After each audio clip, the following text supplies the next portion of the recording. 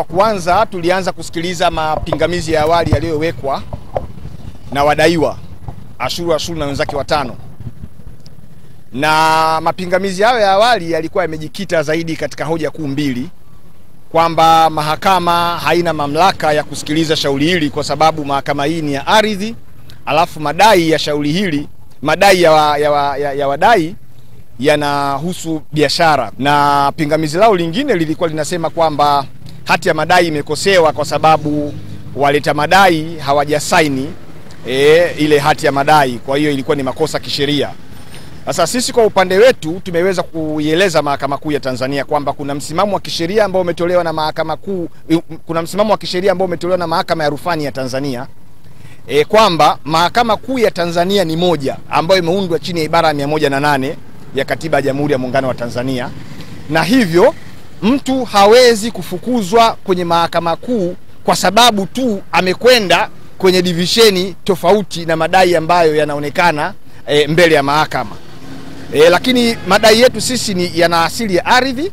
Tumeweza kuiambia Mahakama Kuu kwamba madai ya wateja wetu yana asili ya ardhi, kwa sababu ili madai yaonekane yana asili ya ardhi ni lazima yaoneshe au yahusiane na umiliki wa ardhi au matumizi ya ardhi. Sasa sisi tunadai kwamba wateja wetu haki yao ya kupewa matumizi ya jengo lililoporomoka pale Kariakoo ilikiukwa.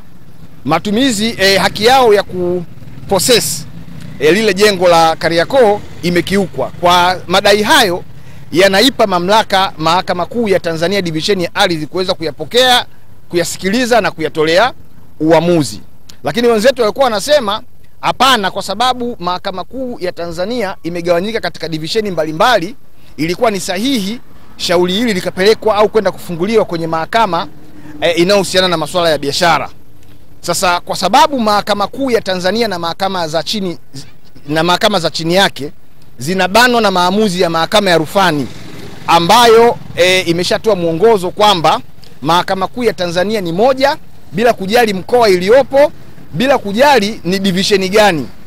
Mtu hawezi kufukuzwa, ana uhuru wa kwenda kwenye mahakama yoyote, na kinachopaswa ni aidha kushauriwa kwamba akafungue kesi yake kwenye division inayohusika, lakini kama hatataka kwenda huko kwa kuwa kesi inakuwa imeshafunguliwa kwenye division husika, basi asikilizwe na maamuzi yatolewe ili haki iweze kupatikana. Lakini hoja ya pili kuhusiana na kusaini au kutokusaini kwa wahusika wa kesi, tumeweza pia kuiambia mahakama kwamba hilo sio kosa kisheria, kwa sababu kuna mazingira yanaweza yakatokea watu wenye kesi wakashindwa kusaini, na kinachotakiwa kufanyika ni kwamba wanatoa mamlaka kwa mtu ambaye wanamwamini aweze kusaini kwa niaba yao ili nyaraka za kesi ziweze kusajiliwa mahakamani. Ndicho ambacho tulikifanya, na nakala ile ya hati ya madai nilisaini mimi kwa mamlaka niliyopewa na wateja wangu. Sasa hoja ikaibuka ni kwamba hayo mamlaka nimeyapata wapi? Tukaweza kuionyesha mahakama kwamba ili pingamizi la kisheria lionekane ni pingamizi lililokidhi viwango, halihitaji ushahidi. Pingamizi la kisheria lazima lijibiwe na lionekane ni la kisheria bila kuhitaji ushahidi. Sasa ukitaka kujua kwamba nina mamlaka ya kusaini nyaraka kwa niaba ya wateja wangu, maana yake unaenda kutafuta ushahidi, kitu ambacho kinakosesha hilo pingamizi lisiwe na sifa, au linafanya hilo pingamizi lisiwe na sifa ya kuitwa pingamizi la kisheria. Kwa hiyo baada ya kusikiliza pande zote mbili, Mahakama Kuu ya Tanzania divisheni ya ardhi mbele ya Mheshimiwa Jaji Mohamed Gwae imeahirisha hili shauri leo na imepanga kuja kutoa maamuzi madogo siku ya tarehe 3 ya mwezi wa 11 mwaka 2025 saa 6 mchana. Kesi imeendeshwa katika mahakama ya wazi, na kwa sababu ni kesi yenye maslahi ya makubwa ya jamii, unaona watu wengi wameruhusiwa kuingia na kuja kusikiliza, na iliendeshwa kwa njia ya mdomo. Kwa hiyo yale mapingamizi ambayo yaliwekwa na upande wa wadaiwa yaliwasilishwa kwa njia ya mdomo na yakatolewa ufafanuzi pamoja na misimamo mbalimbali ya kisheria na maamuzi mbalimbali ya zamani ya mahakama. Lakini kimsingi tumeridhika kabisa na namna ambavyo Jaji Gwae ameendesha kesi hii. Ameendesha vizuri kwa weledi, amesimama katika nafasi yake kama muhimili wa mahakama ambao unapaswa kuwa referee na kuwa mfariji wa wale wanaokwenda mahakamani kutafuta haki. Amethibitisha kwamba mahakama sio sehemu ya kwenda kufokea watu wanaokwenda mahakamani.